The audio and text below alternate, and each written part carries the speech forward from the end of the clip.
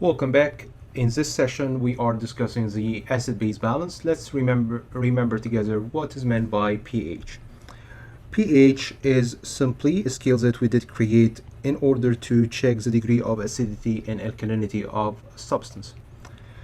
pH is equal to negative log of the hydrogen or proton concentration of the substance.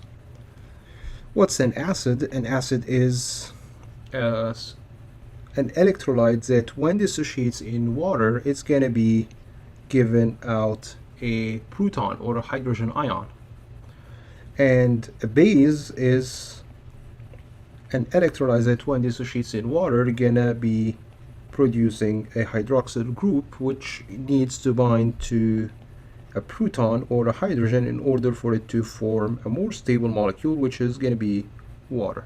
So we're going to consider here the base as a proton acceptor because simply it's looking forward to bind to a hydrogen ion, compared to an acid is going to be a proton donor simply because it's going to be releasing protons when dissociates in water. So pH is a scale that we did create. So according to what? According to the degree of acidity and alkalinity of a specific substance. So let's check on here. If I have water, for example, water is H2O.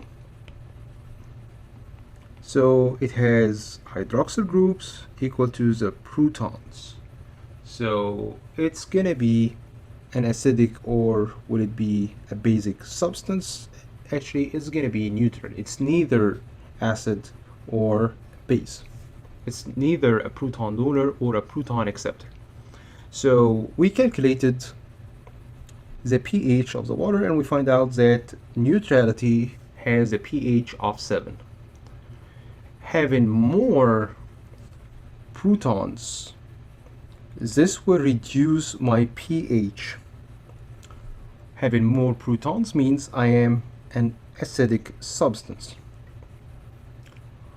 If I have more hydroxyl groups, I am able to accommodate more protons. I am a proton acceptor, and this is going to be a basic substance.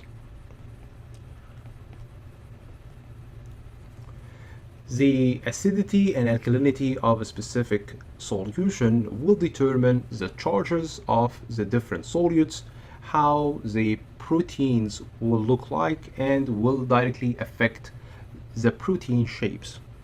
So it is critical to maintain a normal blood pH. Your blood pH is slightly alkalinic. So a normal blood pH is going to be between 7.35 to 7.45. This is my normal blood pH. And your body is going to be trying all the time to maintain a normal blood pH for it to function normally. Disturbance in the blood pH is going to be affecting every aspect of the metabolic activity of the cells. So looking here, having a blood pH above 7.45, this is going to be considered alkalosis or alkalemia. What this means? This means that I have more alkalis in my emia, in my blood.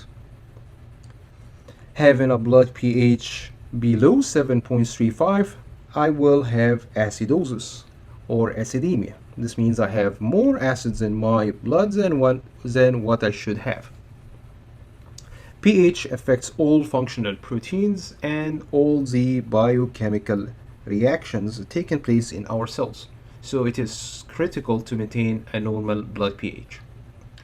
How your body going to be responding to changes in your blood pH? I have 3 lines of defense, starting with chemical buffers. Second line of defense is going to be my respiratory system. And the third line of defense to maintain a normal blood pH is going to be the renal mechanisms.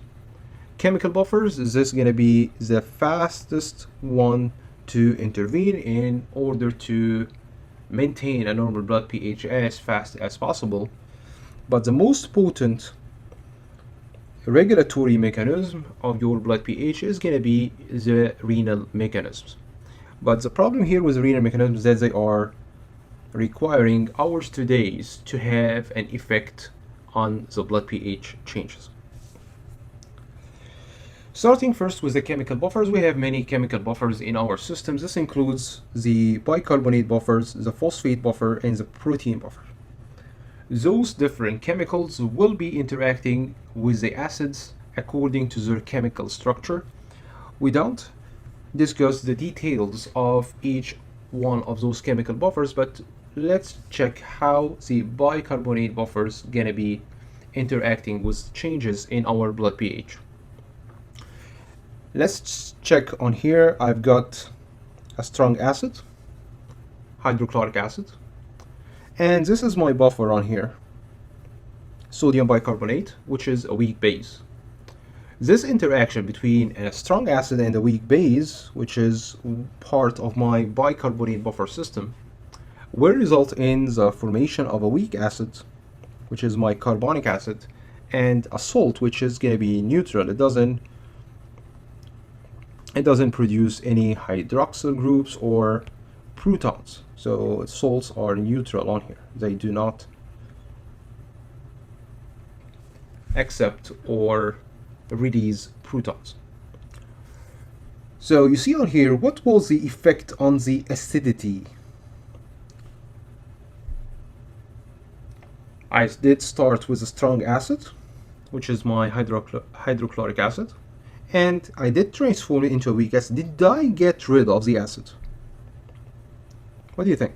I didn't get rid of the acid, but what happened here to the potency of this acid, it has been reduced. So I did reduce the effect of the acid, and I make it ready to get released from the kidney or the lungs, as we're going to see in a sec. Another part of my bicarbonate buffer system is by interacting with strong bases. So I will be using this carbonic acid to interact with a strong base, and this will result in the production of a weak base and water. Again, water is going to be neutral. It doesn't have an effect on my blood pH. So you see on here, what was the effect again? I did reduce the alkalinity. I didn't get rid of the base, but I did reduce its effect on my blood. This what will make the bicarbonate buffer system and the other buffer systems rapidly resisting to shifts in my blood pH, but I can't rely on them for longer periods of time. This takes us to our next line of defense. This is going to be the respiratory system and the renal, and the third line of defense is going to be my renal systems. They will interact here more slowly compared to the buffers, but they will have much more capacity. Let's check on here how the respiratory system will be able to regulate your blood pH. First thing that we need to keep in mind that carbon dioxide in the blood is going to be an acid. So how come it's going to be an acid? Because simply carbon dioxide, when it becomes diluted in your plasma, it's going to bind to water and it will form carbonic acid that when dissociates, it's going to be releasing hydrogen. So I am a proton donor, and remember, proton donor is an acid. So carbon dioxide, when it becomes soluble in the plasma, it's gonna be generating protons, making it an acid. So if I have lots of acid, if I have acidosis, what do you think is gonna be the effect of the acids on my respiratory centers? Will I activate the respiratory centers for me to breathe faster and deeper, or I will depress the respiratory centers for me to have a slower rate of breathing? So what's going to be the function here of my respiratory system in order for me to deal with high carbon dioxide levels? If I am looking here at the respiratory system,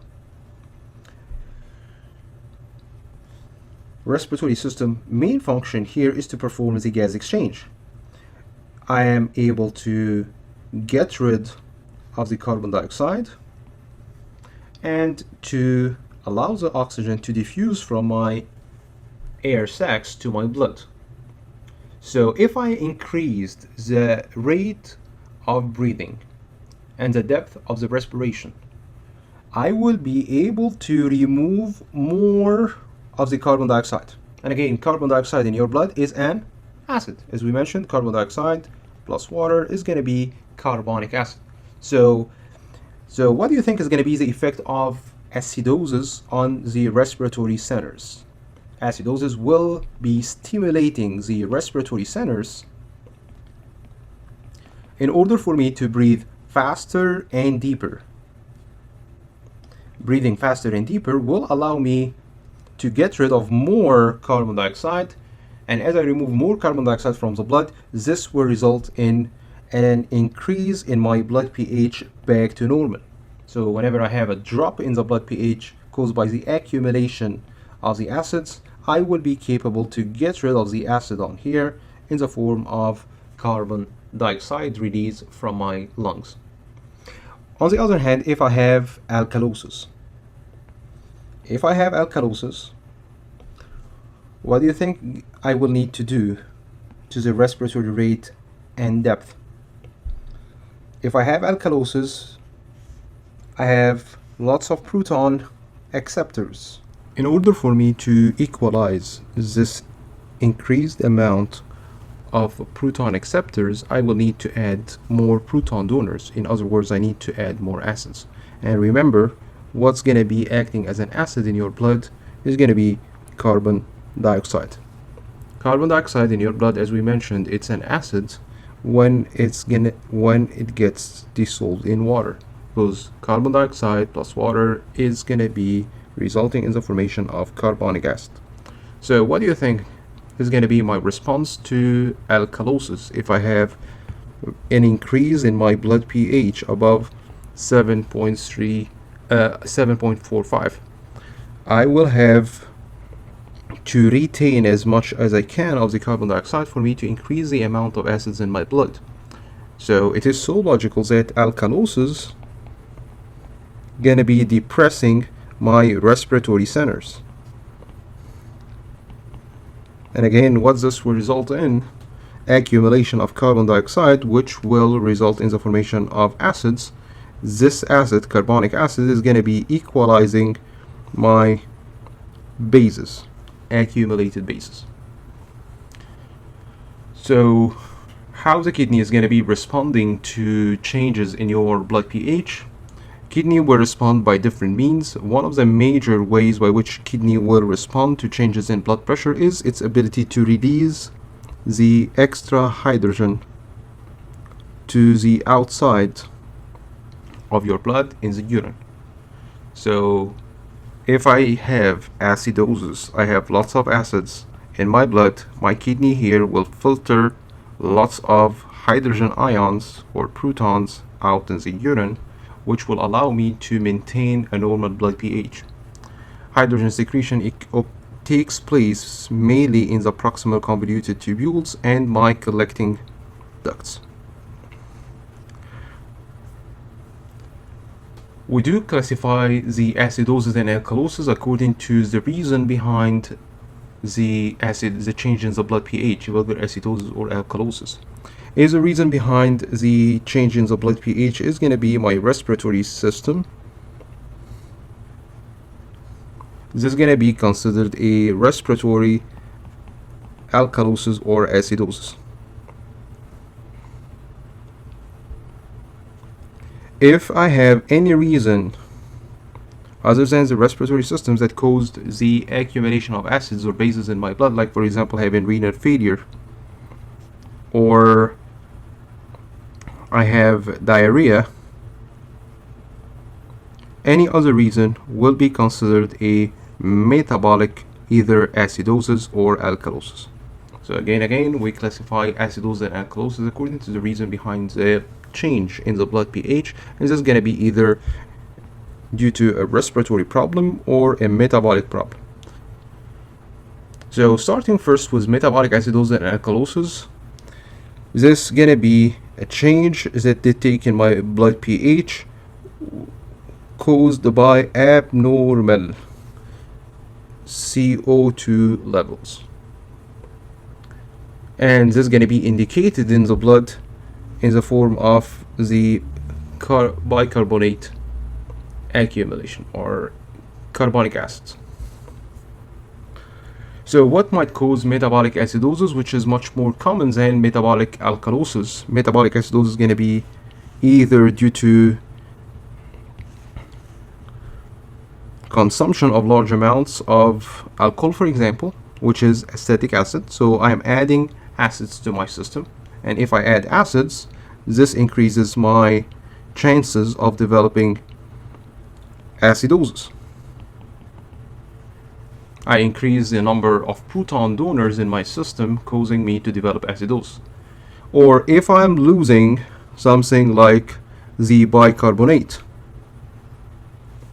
which is a base that equalizes my protons. Remember, in order for me to get rid of the hydrogen, it's gonna bind to bicarbonate to form water and carbon dioxide, and carbon dioxide is going to be released out by respiration. So if I have accumulation of the hydrogen, this will cause acidosis, or if I have depletion of the bicarbonate that equalizes this hydrogen, this also going to result in the development of acidosis. Other reasons behind metabolic acidosis is going to be accumulation of the lactic acid,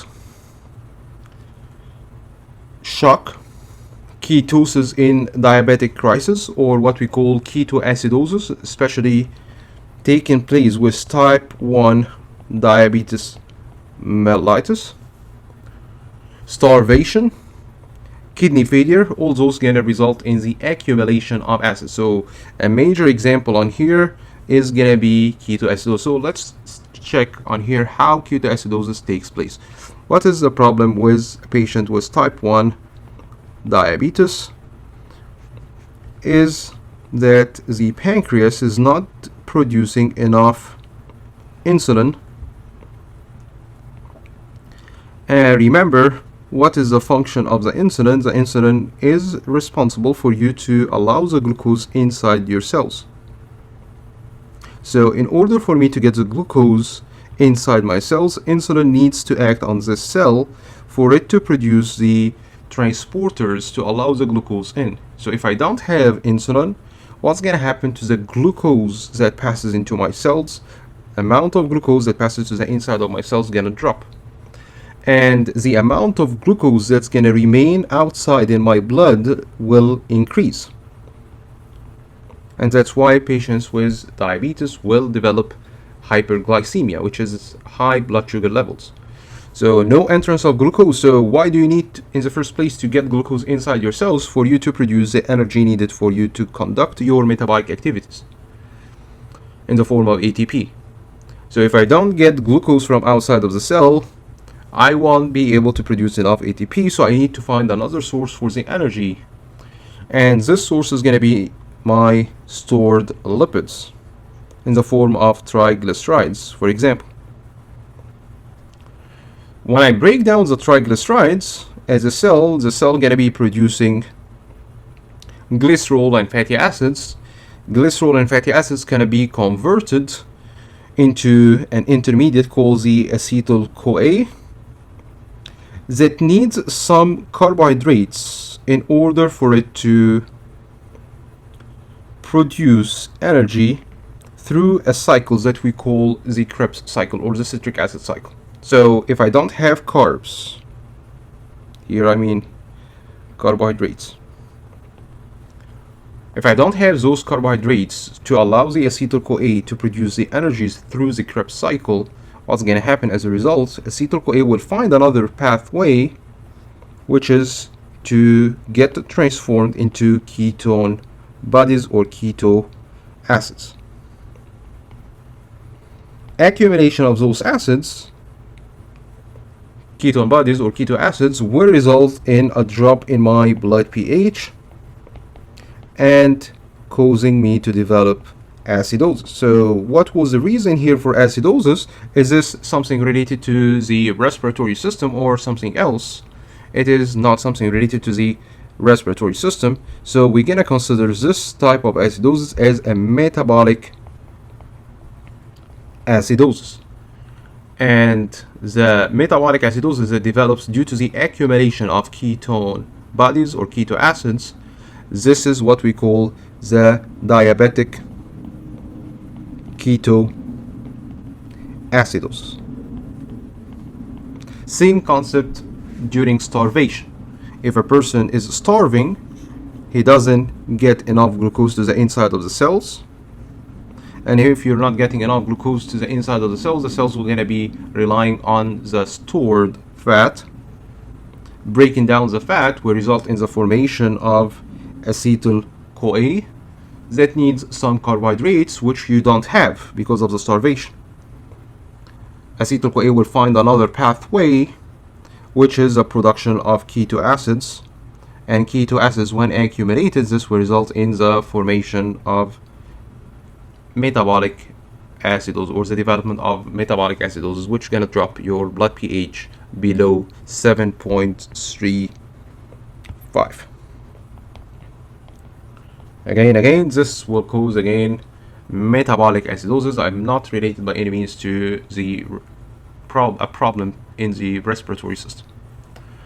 Other reasons why a person might develop metabolic acidosis is going to be renal failure.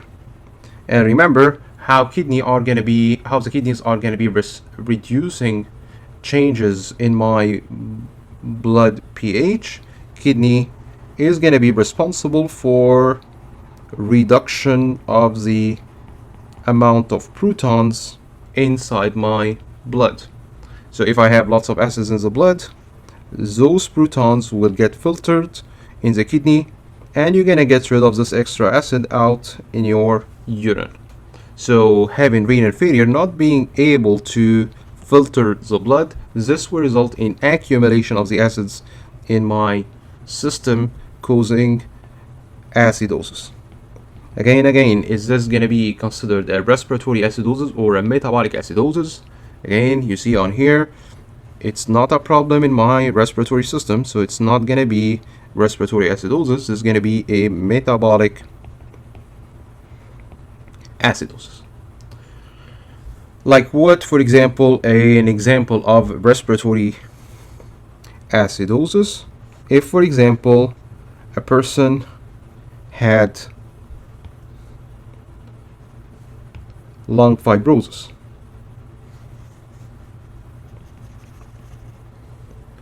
and because I have lung fibrosis, I will fail to perform the normal gas exchange that allows me to get rid of the carbon dioxide. So what happens as a result to the carbon dioxide levels in my blood? Carbon dioxide levels in the blood will increase. And remember, carbon dioxide in your blood is going to be forming an acid. Accumulation of this acid will result in respiratory or metabolic. What do you think? Reason here is respiratory system. So here I will develop respiratory acidosis.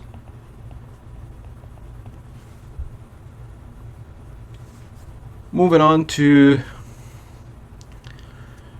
other homeostatic imbalances related to the blood pH. This is going to be my metabolic alkalosis, which is going to be much less common compared to metabolic acidosis. So what might result in metabolic alkalosis? Why would I accumulate bases in my blood.